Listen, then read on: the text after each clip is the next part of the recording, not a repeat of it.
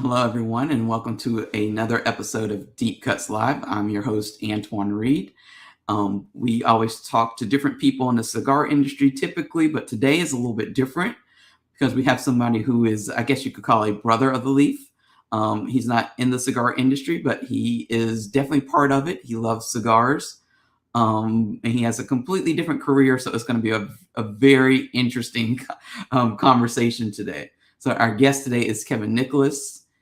He's a magician, a mentalist. We're going to get into all of that in this hour with our guest. So let me bring on our guest. Nicholas, Coming in hot. How are you? Guys? Good. Sorry if Yeah. you're hearing the sirens. That's perfect timing. I know. I say that's all a part of being live. Right. That's the beauty of it. You know this wasn't staged. We could edit that out later. We're just here living in the elements. Yeah, so like I said, thank you for coming on. You had reached out to me on Instagram, and I had been following you, I believe, and I was like, yeah, why not? I was like, this isn't just a cigar show. So the whole thing why it's not called, something cigar-y is because I always intended it to have other guests on here. So you're kind of our first other guest that we've had on in a while. Oh, cool. So thank you for Awesome. like I said, reaching out and coming on. No, thank you again for having me. And that's it. Like you said, I guess you could say like brother of the leaf in a way. Just it's for the past few years, cigars have become a very intricate part of my life. It's some people ask, like, they're like, oh, that's cute. Like, what do you like, smoke a cigar, 2 cigars a week? I'm like 2 a day. Then you smoke more than I do. So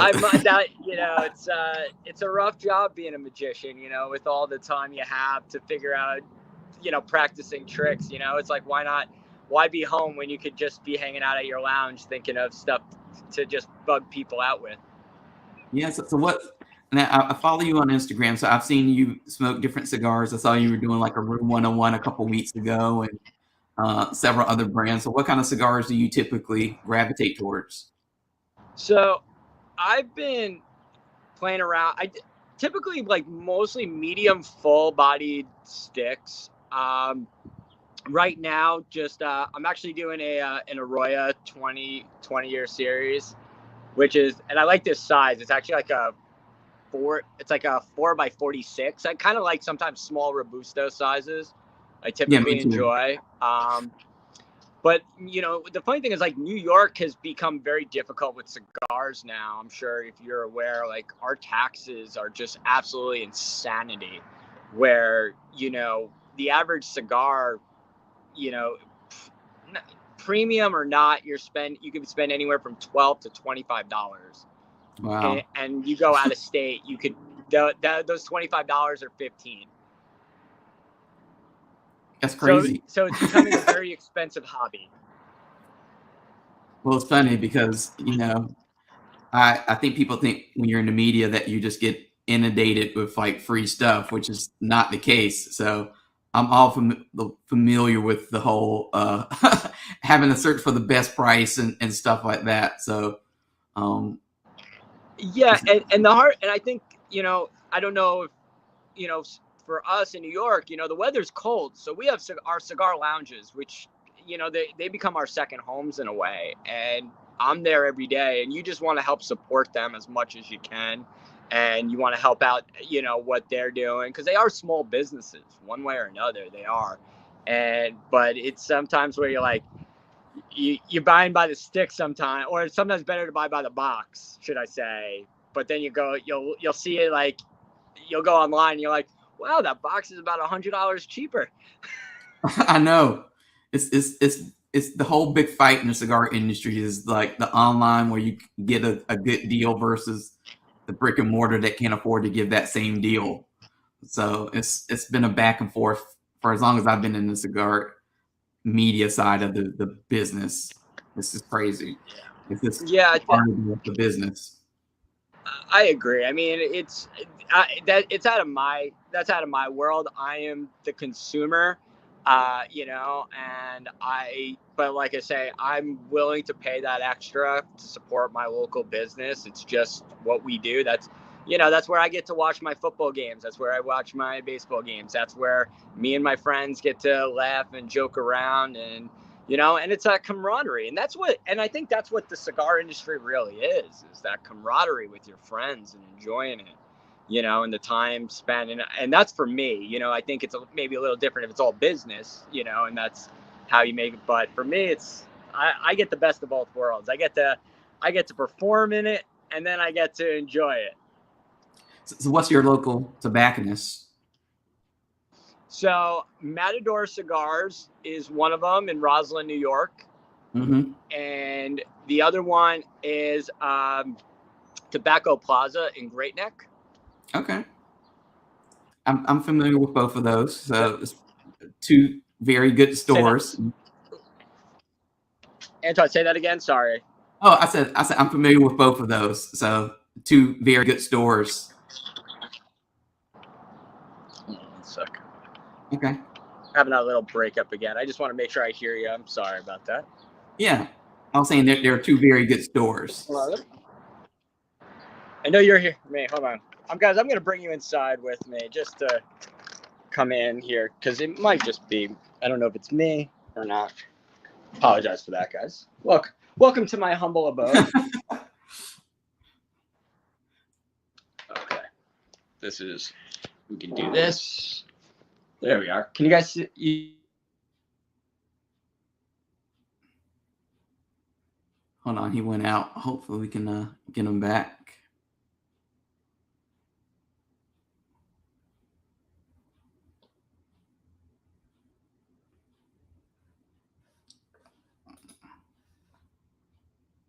I think he'll sign on in just a minute, guys. But while we're waiting, like I said, if you have not seen Deep Cuts before, you definitely should check out deepcutslive.com, where we have a good 79 episodes. So we do shows every Tuesday and Thursday pretty much lately. And hold on, I think our guest is finally coming back. There we go. Hopefully that works. Okay. I was just telling people. Yeah. It's funny because you think that the cellular should work well, and yet the cellular, for whatever reason, always fails people for whatever reason. It always tricks people up. Oh my God. It's always great too. I've been on like a lot of these kind of, not for cigars, but just in general of lives. And it's always when something like profound is about to be talked about. It's like perfect moment. And people are like, wait, what? What just happened? Exactly. So, which is good. It builds up that suspense. Yeah. I think we had actually, let me see. So we have a question that came in right as you were phasing out. So it was, says, has Kevin done work for any other cigar company besides Rockefeller Cigars? Have you worked with any other? Yeah. I've worked with La Serena Cigars and Danny, who also owns Tobacco Plaza. He was the one that actually helped open my relationship with the cigar industry. We did a TP, I think it was the TPE event. It was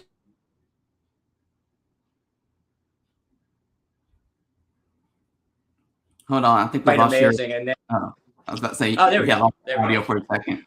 At the same time, I also run a same business, so people are calling me. So, of course. Sorry about that. I wish I could turn that off. Can you see me though? Right? Yeah. Oh God. There we go. I see me. There we go. Yeah, I see. Sorry. So I was gonna say, for me, he literally let me entertain a whole bunch. Oh, come back now. He literally let me entertain everybody, which was so cool. At Danny, and he allowed me to meet everybody, and that led me to other amazing opportunities. And that's cool. Like I said, I guess before we hold on, I think we lost him again.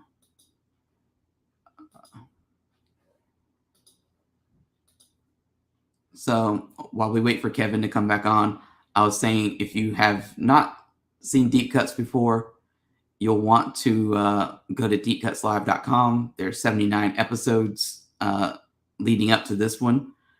We do episodes every Tuesday and Thursday. And hopefully in a second, Danny will come back on for those of you who are watching.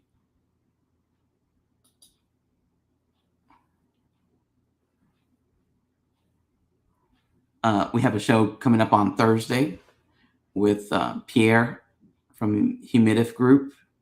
And then we have Sisters in Smoke, Ben, coming on next Tuesday, which will be a pretty good show. I know that conversation is going to be pretty interesting. So hopefully he comes back on.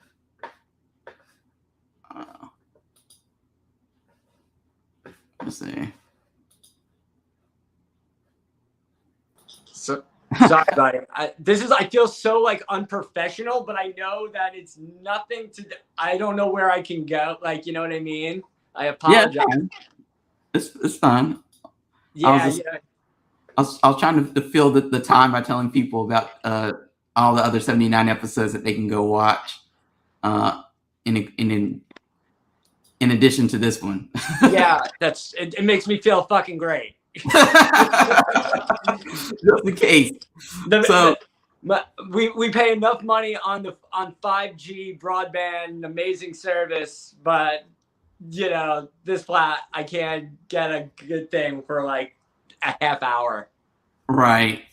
So before you blip out again, somebody Thanos snaps you out of existence. I want people to like kind of know your story. So tell us how like you got into the whole magic thing, because that's what you're known for. I know we kind of started off talking about cigars because that's kind of where the connection is to you and here, but magic is, and being a mentalist, I know is your main passion. So how did you get into that? I was 13. It was a hobby of mine that allowed me to, I guess you could say, it wasn't what I needed to do to connect with people, but I learned a couple of card tricks and I loved entertaining. And I would do it in my like high school hallways. And like, I would be like, here, you want to see a trick? Hey, you want to see a trick? And then naturally you kind of get into this progression where you start learning so much. You're like, oh, I want to perform. And then you start doing like kid shows and stuff like that. And I sucked at them. I was so bad at doing these like kid shows. I was like, I would cry. I'd be like, I don't want to do this. I hate this. I only perform for adults.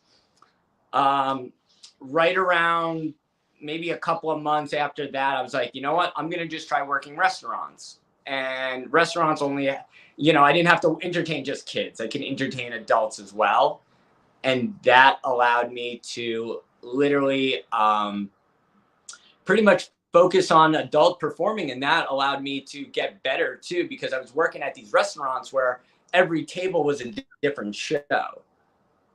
And that allowed me to really like 5 hours, 6 hours a night, 3-4 nights a week was great money. And I was getting such great experience performing. And before you knew it, I didn't have to work at the mall in high school. That was kind of fun. I was like, okay, this is fun. And it wasn't a bad way to meet people of the opposite sex. They girls were like, oh, this is kind of cool. And I was like, okay, I like this. Did it throughout high school, college, and then right around college ended, I just said, I want to make this the rest of my life. I love it. And that's what it's been for the last 13 years. So when you first started, did you have to like get over any nerves or anything, or were you always kind of an entertainer and not nervous? I was always kind of the entertainer. Always the entertainer. I mean, you'll get your nerves, like your excitement, but the second I go on stage, like that, you transition. You go from like, okay, who's that kid that's like about to do something, or that maybe I'm not very quiet. I'll be honest. I'm not a very like. I always like to be the center of attention type of person, But Hmm. there's a switch that goes off when I hop on stage or when I'm doing a card trick or something like that. So what mentality do you take on like when it's time for you to perform? I'm just curious because like there's so many people who when an audience is in front of them or they have to do a presentation of any sort, you know, they get into this headspace of, what's this person thinking? Am I going to do this right? Am I going to say this right? So what mentality do you kind of go on stage with? My personality that goes on that switched from that turns into Kevin Nicholas, the modern mentalist, quote unquote, is just somebody that understands that these people are here to see me. They, whether they knew they were going to see me or not, it's my job to entertain them and get them invested in me. And so, for me, I think the mindset is this is my show, and you're going to watch it. And so I've actually done this I've broken this down into 3 sections, which is honestly I've talked about this. They're the people that love magic. One way or another, they are going to watch you. They like magic. They love everything about it. They don't want to know how it's done. They just love it. The person who is more of that type A personality that just wants to know how it's done, they'll try to be the heckler and stuff like that. But at the same time, those two people are almost identical because they're going to watch your show. They're Hmm. not going to take their eyes off it. 2 different perspectives, but they're focused on you. The third is the hard one for me, and that's the one that maybe just doesn't like magic, had a bad experience, or a crummy magician, maybe was fooled or humiliated by one. And it's those people that I work towards to say, oh, that's not what I expected. That's not what I, was it, gonna be like, oh, okay, you give a different image to what I see as a magician or a mentalist. And I think a lot of people go into a magic show really without many expectations, to be honest. And then whatever happens, kind of they have a narrative. Because I say that because I remember one Vegas trip going to see David Copperfield with a group of people. And we were all like, David Copperfield, oh, wow, this is going to be cool. And we're like, we were kind of not in the front, but near the front enough where it was just like, he was like right there and it was like this big deal. And that had to be like the worst show I think I've ever seen in my life in Vegas. And it was Yeah. just like, again, we didn't go in with. I guess maybe we went in with too high of expectations compared to like Yeah. what we got because we got like a. I guess we got a Vegas show of some sort. It was just not what we expected. Yeah, I typically don't follow a lot of magicians. I have a couple of friends that are magicians and mentalists like me, but the less I'm in the community, the more creative I am without it. And it's almost like you could appreciate a great magician and you might know how they do it. That doesn't, but once you get to that level of understanding it, it comes down to appreciation. You start appreciating, you're like, I might know how you do that, but that's a great that I ain't doing that. What you're creating is on it like that's you. Like you almost got to consider it like think of it like food.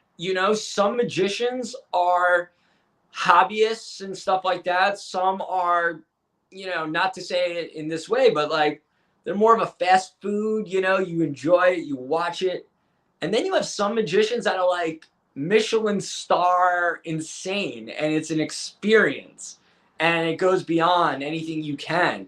And I like to think I'm not at one end, I'm not at the other, I'm not in the middle. I like to think I'm somewhere between that high and middle place where it's not just the one experience for the rest of your life, it's that experience that you have over and over again is kind of how I always think about it. Do you remember the first trick that you performed in front of a audience? Oh, I remember one of my first experiences being in a backyard and my friend being there, and I I don't know if it worked, didn't work. like people liked it, didn't like it. You know, it was kind of one of those things. And I started later. I started at 13, 14, and most people start like young, like 7, 8. So at Wow. least for me, I kind of knew what something was supposed to look like. And I knew if I screwed up or not, where like maybe if you're 7 years old, it's like, oh, that's cute. You know, like, oh, how you did that. For me, it was like, oh, you just messed up. Yeah, I guess that's a good question too. Is like, what do you do when a show doesn't go exactly how you planned it? Because I'm sure that there's some shows that kind of go a little bit off the tracks, as I would say. Like, how do you handle that? How do you salvage? Well, people ask me all the time, they're like, do you mess up? I go, yeah, but you'll never know. It's like at the end of the day, if you're telling a joke you've never heard before, you don't know the punchline. So you don't know how the joke ends. So if something goes off, I can always go around it. I can kind of swerve and go back to something that I know. And that's just mastering your art. That's like understanding something. For me, the hardest thing is if my audience is not connecting with me. Thankfully, I've done this for 20 years that I know how to handle an audience, but it is very difficult handling high school kids versus handling adults versus handling, 12-year-olds or 9-year-olds, which, you still perform for some 9-year-olds. They're the most brutal people on earth.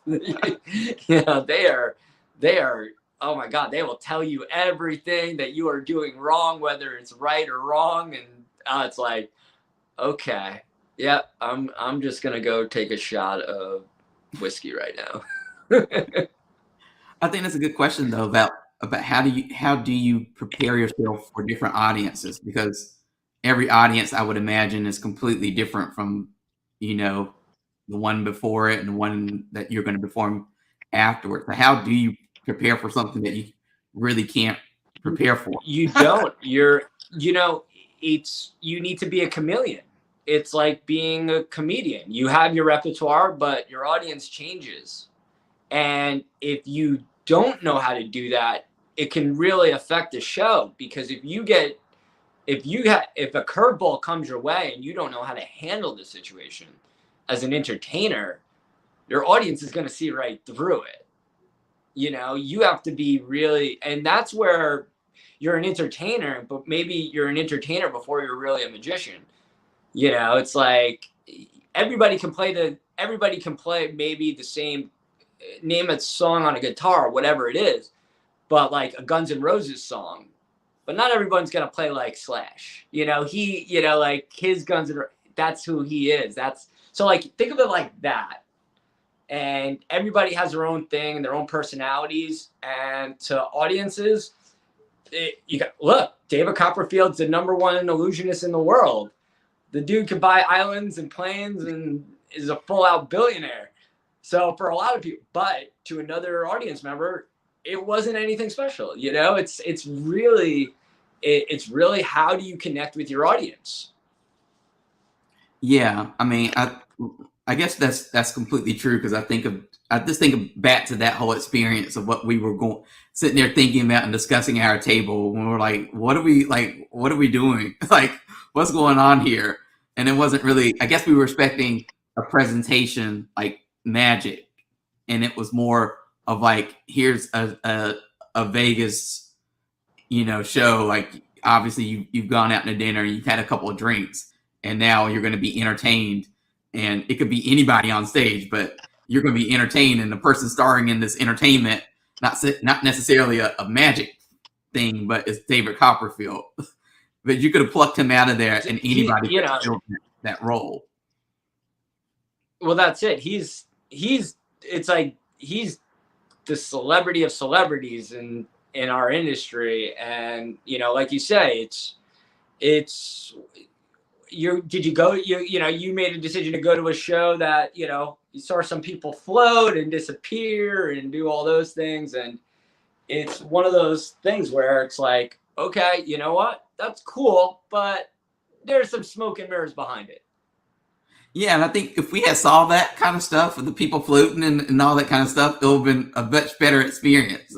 What we saw was like there's this part where this like UFO comes in, floats over the audience, and this little alien pops out. It's like a puppet, and it was just all strange. So I'm pretty sure your shows are not your shows are not like that. No, So no, yeah, my shows are definitely there's a with mentalism. There's a real intimate experience with that we're discuss like when I discuss through or with my audience, they're giving me personal information, and I'm giving some personal information about them, and it could be something as simple as what's your dog's name to I've done stuff where I've asked a woman her mother's maiden name, and just so happened that it was something very emotional to her, and she started crying, and and now that doesn't happen often, really. I think I've had two people get like seriously emotional about something, and it's not a funny trick, but it's not a sad trick, but like I said, you connect with people differently, and a lot of people believe in psychics, whether you do or not. I don't. I'll be honest. I'm an entertainer, but some right. people truly believe what I do and the illusions I give off. I can read minds. I tell that, or I can like predict the future. And I'm like, if I could do that, I've won Powerball a few more times than I already have. So, and you use that term, and I don't know that people who are watching this or who will watch this and who will listen to this thing. What is a mentalist, and how does it differ from being a magician? So as a mentalist, I don't get hired to do kids parties. Kind of the ongoing joke. We deal with the entertainment using more body language, psychology, things that are really about personalized experiences, almost like being a psychic, quote unquote. And we create that illusion for people. And so I will look at I'll ask somebody a personal question or something like that, and almost in a sense using their body language and different mannerisms and stuff, I can almost guess certain things that are going on with that question. And I know that's hard to understand, but like it could be something as simple as me asking somebody to think of a playing card and using that, and then literally that card being in my hand before I even ask them that question, and getting an idea of what card they will use. So we can do that. I'll do that for even though I can't see the comments. I'll get a deck of cards right now, and I'll see if I can do this. I think this will be kind of cool. I'll do this right here. Hold on. I'm not going anywhere. So here we go. So here we go. This is not a full deck of cards here, so don't get too excited yet. But Antoine, name a card out loud. Queen of Hearts. Queen of Hearts? Okay. Here we go. So watch. So your Queen of Hearts is right here. Right. So if I wanted to, we'll put that right in the middle. That'll come right back. Now, what makes that even a little more impressive is if I take that Queen of Hearts, it'll change to the Four of Hearts. Now, although you could have said any other card in the deck, if I take that Nine of Hearts now, that'll be right here. Now, it's more impressive because all I have to do is snap my fingers, and then you watch the entire deck. Let's see if I get it in frame. The whole deck become the Queen of Hearts. Wow. Or, well, even cooler than that, I just go.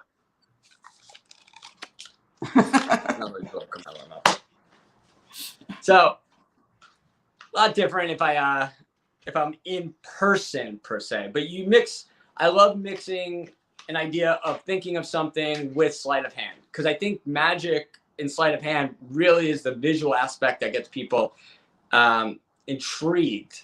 It's in cigar terms, like for somebody, it's the wrapper. It's it's the band. Oh, what's this band? What makes this? It's that's the excitement. And then the mentalism is the deep rooted stuff. That's the filler, the binder, and everything, the flavor, everything like that. So in my show. Well, I think that's like a great, like I said, example, and it explains a lot. So, and I was hoping that we were going to get a trick out of this interview. So that was fun entertainment. They'll make for a nice clip on Instagram for those who didn't watch. I'll do one. I'll do the main one. I'm going to do the fork trick for you, which is my claim to fame in a way, where I'll literally bend a fork and stuff like that, and that'll be good. Yeah. So I was looking at your website and I saw that at the bottom of your website, you have all these great testimonials. You have one for Ozzy Osborne, which I thought was very cool. So, so obviously, and I saw just the gist of the testimonials was like these different companies and corporations will bring you in to do presentations. What is that like? Because I don't think people would think like a baseball team would want to hire a mentalist, but obviously that was several comments. So it seems to happen a lot where they bring you in, and Yeah. you didn't get the sense that it was just because they had some free time on their hands and they just wanted some entertainment per se, but that you kind of really came in with a goal and a mission. So what's that all about? So, how do I do this is I take ideas that I know. I take tricks that I know or things that I can create, and I put it in a commercialized aspect of something. So with the Yankees, one of my main tricks I do is I literally have an audience create the trick for me in this moment of confusion because I don't know what's going to happen next. And so they might say, I need the Queen of Hearts to appear in X and Y while something and something and something, while I make the whole deck disappear in somebody else's hand, right? Like, and that will happen, and I'll do that. So what we decided to do is work with their mental conditioning coach about how I compartmentalize or how do I structure this experience with something that's going to happen on the field. So say you're prepared for, an era. What's your next step? What's your mindset? And I'm doing that in 3 different ways. And I explain it to them how I thought about creating that trick in the moment, the same way that a baseball player or an athlete will think about a play being or something that's about to happen. Is that part of your, I would say, job that you enjoy doing? Like, what do you most enjoy doing within the whole magician mentalist arena? Like, what's the best part of the job, and what's the worst part? Just for contrast. Worst part is the downtime because you're an artist. You have months where it's high, lows. You don't know sometimes when your next show might be, and I'm a very busy entertainer, but still, you have times when things are kind of getting a little slow, but the best thing is the people. I meet so many amazing, so many cool people in my life. And that's not even celebrities. That's just in general. I just love connecting with people and meeting them, and it's kind of easy too when you tell somebody, "What do you do for a living?" "Oh, I'm a magician."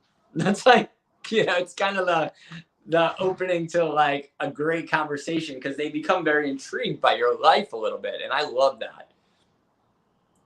What's been the most memorable performance you've put on so far in your career? Is there one that kind of stands out? Well, I can so I don't know per performance, but a trip that I did that was really amazing, and I don't think it could even be explained so much. I got invited to Tahiti. Uh, I got invited to Tahiti on a private yacht to sail the South Pacific with a billionaire, with a guy who may or may not have been like a prince or something like that.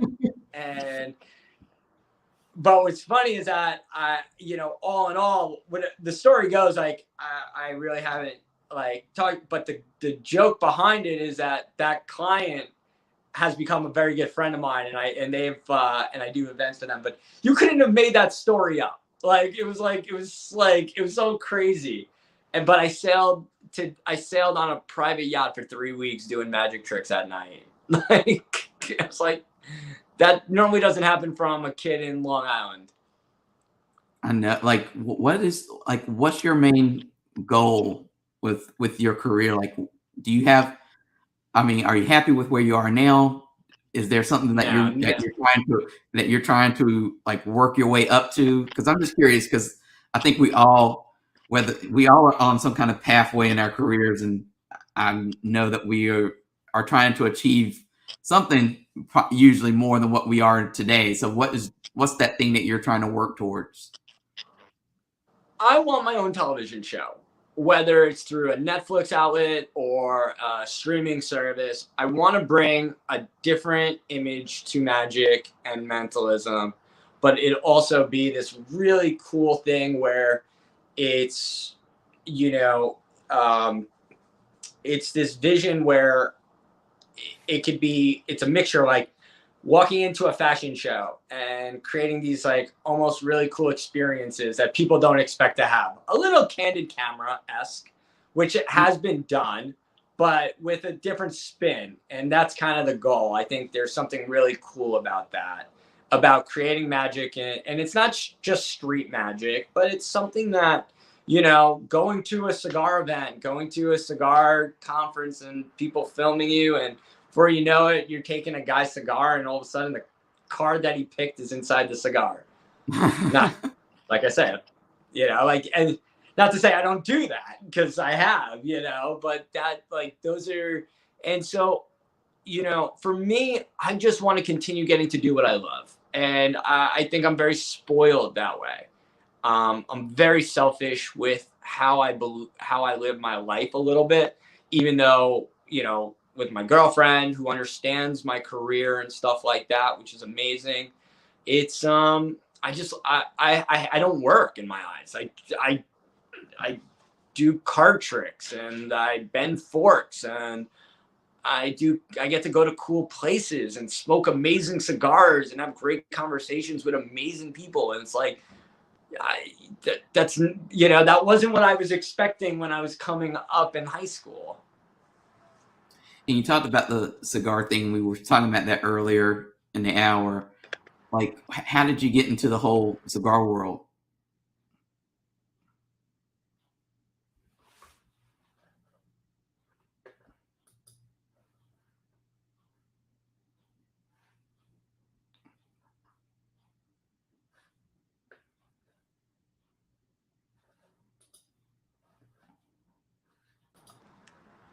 Okay. I was like, There we go. it was the Hold on. anticipation of the cigar question. So I was asking, how did you get into the whole That was the cigar most. world? There we go. Hold on, we're back. That was the most profound thing I was saying. That was cut off. I'm gonna just recoup it and redo it. Same lighting, same time. Yeah. So I was asking about the cigar thing because if you follow you on Instagram, you see that you obviously smoke cigars a lot, and we talked about that early in the hour. So how did the whole cigar thing, like, what was your journey like with cigars? Like, how did you get into it? So how did I bring the cigars in? Say that again.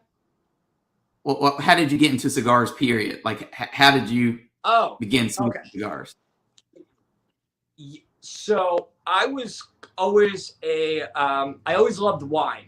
I was a big wine person. And I started collecting Italian wines, and then I started trying to get into French wines, and I couldn't afford the French wines. And for somehow the culture of wine and cigars went hand in hand. And because of that, I started having a cigar here, having a cigar there.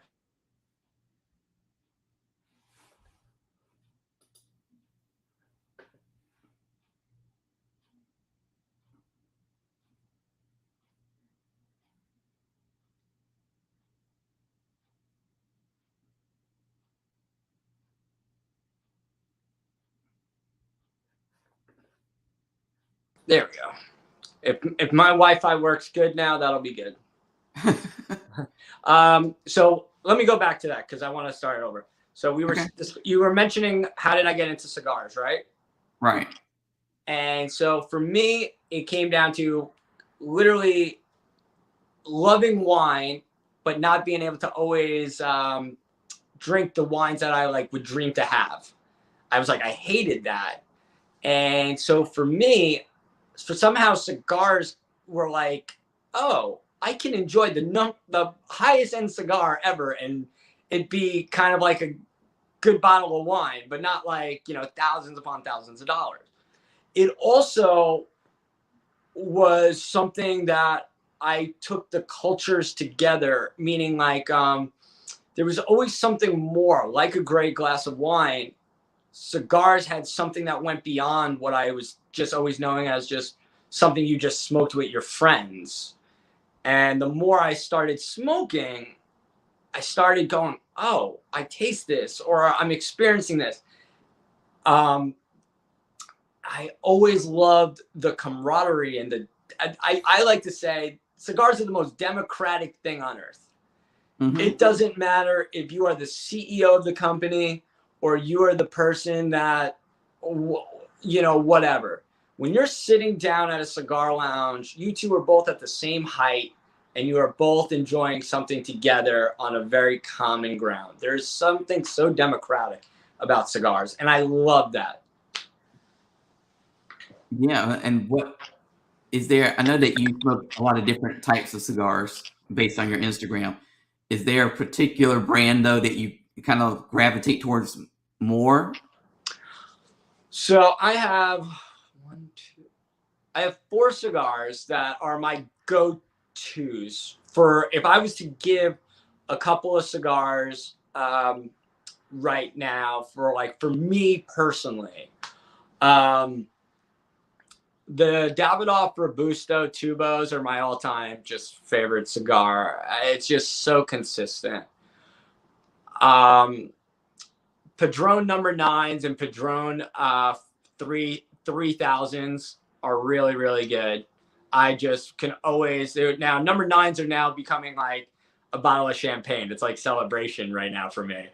But I love the 1000 series. I always find them to be always so consistent and really enjoyable.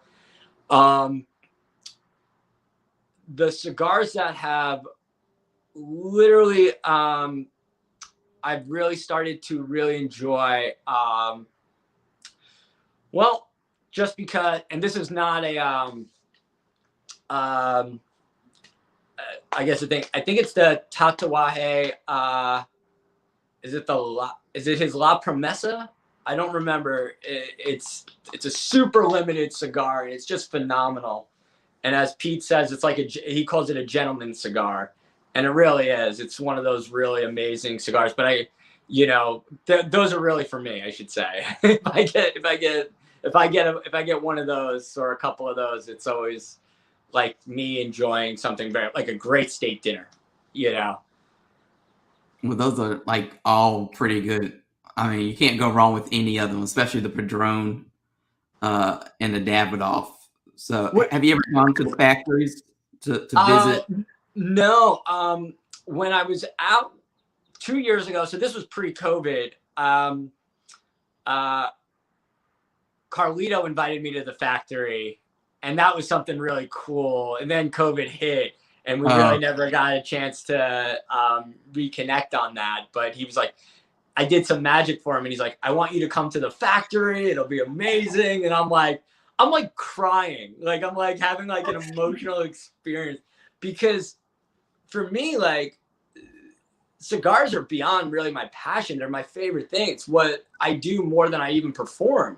So to me, these guys, sometimes it kind of is like, not your heroes, but they're the guys that like are the reason you get to create these amazing experiences. And there's a very personalized thing to that. Like when smoking a cigar, that's somebody's art. That's somebody's, blood and sweat and, their, in a sense, their vision.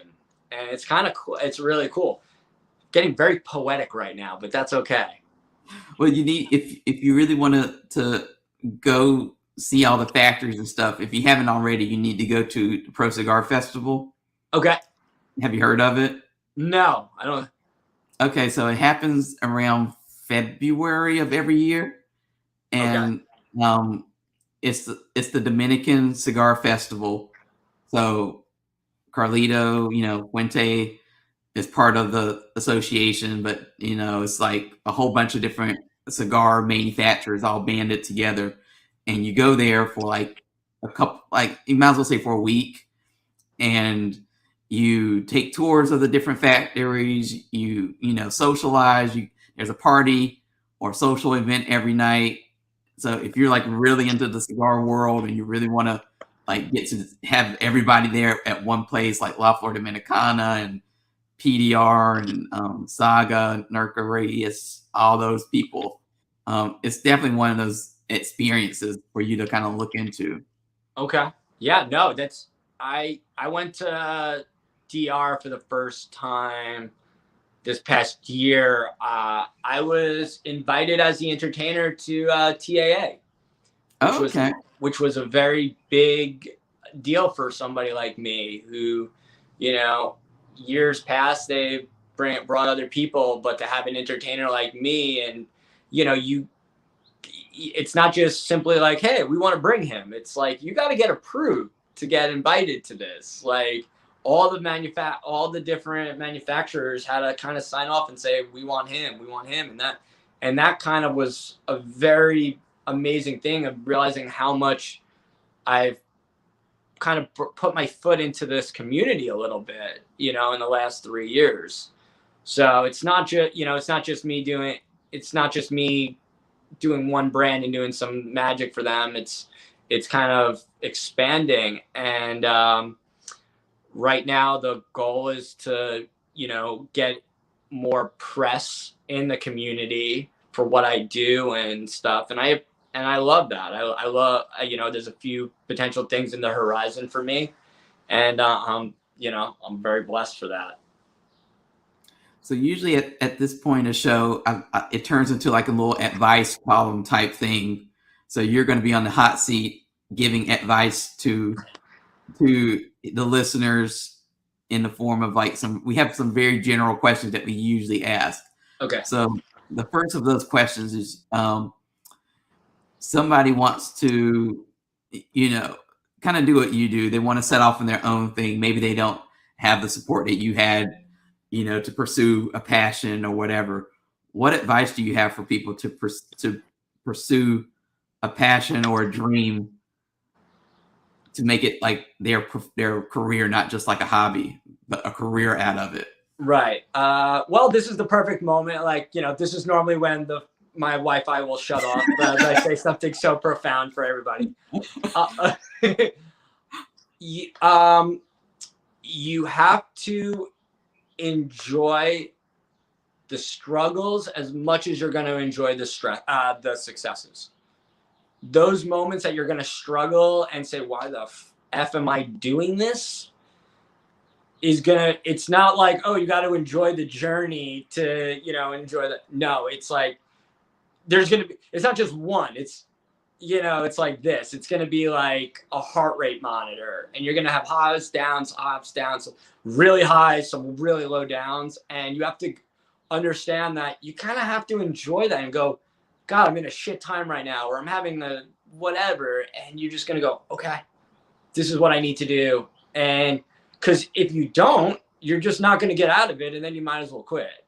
But if you learn to appreciate those moments, and the funny thing is the high moments are great, but you also you only want to go higher. So you always want to take something. So I have a great show. I want to do another great show. I kind of it's never like, oh, that's why when you say to me, oh, what's the goal? More events, more people, more experiences. So that's my advice. Just enjoy. You'll have to enjoy every bit of it, and you'll appreciate the stuff, and always appreciate the beginning. Where I am now, from remembering 15 years old when I was performing 5 hours a night in a restaurant where people were telling me no, and I don't want to see that, or hey, you're like those are the moments that like I'm never gonna get back, because I probably will not be doing 6-hour night like restaurant work anymore, at least not for the foreseeable future. So I really look back and go, wow, I did that. I was doing that 3-4 nights a week. And I could honestly say that's something I could appreciate and say, wow, okay, I did my time. I put in the effort. I put in the sweat. You know, I bent a lot of cards, kind of thing. The next question is, obviously you perform in front of a live audience, and you are used to doing presentations of different sorts. So what's your best tips for entertaining an audience and keeping their attention? And then what are your tips also for putting together a presentation that holds people's attention? Well, I'll just talk about for me to do a presentation, or for me to do my show, my audience controls my show. They'll be the reason that I go long for a show, or I cut a trick really quickly and I get to the end of it. So for me, it's really just a matter of finding the pace, the tone of for what you're doing. You got to find the beat. You know, I can only imagine it's very difficult for people that deal in like, screens and stuff like that, where, look, you'll know your audience if they're falling asleep or not. Like, I hate to say it, like you'll know if your audience and the people you're talking to, if it's, so do everything you can to connect with them, make it about them and not what's on the screen. Like I say, my audience is my show, and the magic tricks are the vehicle that does, but my audience is going to make the show. They're going to remember the fun times and the reactions, and that's what it is. They might remember maybe I pulled some cards out of my mouth, or I bent something, or I read a mind, but they're going to remember the experience, as they say. What is your why? I ask this every show towards the end now. It's like this question that kind of stumps some people, but have you figured out what your why, what your purpose, what drives you to do what you do? Have you figured that part out yet? Yeah. So I guess the honest answer is I do this because I wake up happy every day. Doesn't mean I don't have stresses, but I wake up going, okay, I'm happy today. I get to perform. I get to do this. Sometimes I'm like, oh God, okay, it's going to be a long day. Or it's like, oh, maybe I don't want to do that show, or maybe it's not like this, or maybe it's, or I'm traveling and stuff like that. And it's like, okay, I'm taking 3 days, or I'm doing a favor for somebody and another show comes. But at the end of the day, like I say, I'm waking up happy and going, this is what I do? Are you kidding me? Like people are saving the world. Like, people are fighting for their countries right now. Like, no, like that, like I'm doing card tricks. I'm very blessed and very lucky. And so I don't take it for granted. So my why is that I wake up every morning getting to be happy. And that's a very special thing. And what's your definition of happy? This is taking a whole another step, a deeper. This is like a therapy session. This might sound cliche. Minus spending time with my girlfriend. Got to put that in there. Absolutely. Come on now. Foremost. Yeah. Yes. Minus that, it's enjoying a great cigar and a barbecue with my friends, laughing about nothing, and just like having just the camaraderie. And I get to do that, and I think that's why cigar lounges are a complete obsession to some people like me, because it's just about hanging out with your friends, and just like, it's very hard to explain sometimes. And one of the last questions is, since it's not going to be every day that we have a magic person on here, but how can we all have a little bit more magic in our lives? That's a broad question, but what's your response to that? Like, how can we bring a little bit more magic into our lives so that we can wake up happy like you do? Because I don't wake up happy every every. Yeah. I know there's other people who don't either. No. This is not mine, and I don't, and I'm a little upset. I can't remember where I read it. But do one thing a day that's gonna make you smile, laugh, do something. Find something that could be something as small as, for me, my excitement used to be waking up in the morning and like I used to like make my first thing like getting a cup of coffee from Starbucks like an exciting thing for me. Like I used to try like that would wake me up in the morning and go, that's gonna excite me. And that'll get my day going and stuff like that. That used to be my little thing. So I would say it might be it's like a small win. Give yourself small little wins every day that it doesn't got to be a big thing. It doesn't got to be, it could be, you know what? I'm going to treat myself to a good lunch today or something like that. It could be, hey, I'm going to hit the gym today. It could be something as small as, like I said, we get to treat yourself to a cigar that maybe you would have not smoked. Give yourself maybe that extra $5-10 cigar that just is that moment. That could be something. Everything about everybody's different. For me, it was just thankfully I found cigars to be that. I found my friends to be a part of that, and the blessing of getting to do what I love for a career is that bonus for me. Since we're coming towards the end of our hour, what do you have any performances coming up that people can look forward to, or like what's going on in the world of Kevin? I want to put together a Zoom show. I don't know when yet, but I want to do one last like Zoom hurrah because I hate performing Zoom events. But I did have a project called Cocktails and Card Tricks where I would actually teach magic and then do like a 15-minute show. And it was kind of a cool little thing during the pandemic that I was teaching like companies like 3 or 4 tricks, and then I would do like a 20-minute show because I hated doing these Zoom shows. So I figured if I could teach magic, it like gave me a purpose to like want to do them. Then like, like it's hard when this is your screen and being like nothing up my sleeve, and then like all of a sudden like sunglasses appear. It's like you could hide a freaking elephant under the damn table. Like I hated that. There was something so for me, it allowed me to definitely have a connection with the audience and give them something in return. But then I can do like a 10-minute of like really cool magic that would also impress them through a screen. So for those people who are not watching this and they might be just listening to the audio version of it, and they haven't been able to see all the magic, you definitely want to check this out on YouTube. But let people know what website they need to visit, what Instagram they need to follow, and all your other social media stuff to kind of keep up with you and what's going on in your world. So Instagram, Modern Mentalist, MODERNMENTALIST. That is my biggest strength on social media. Videos are brought up.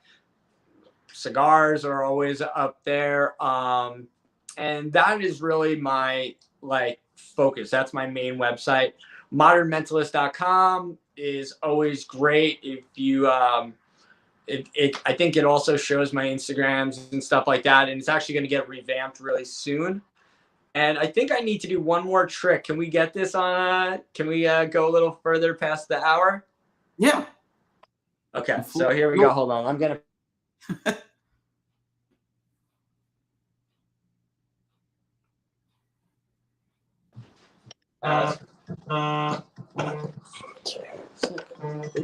Here we go.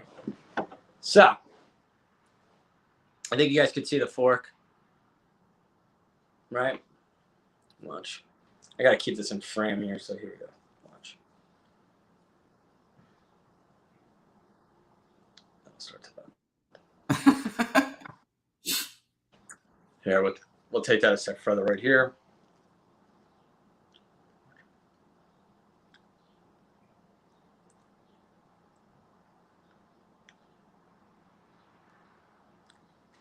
Yes. Wow. Well, to take that a step further, it would actually be, let me just bring it right back to normal. Keep it right in frame. 1, 2, 3. That will be twisted. And then, well, if that's twisted, if that's bent, my sleeves rolled up, you'll actually see the moment they'll all bend. Wow. Or right here, and this will be for the for everybody. Watch this. Let's see if we can do this. I can only imagine what the comments are saying right now.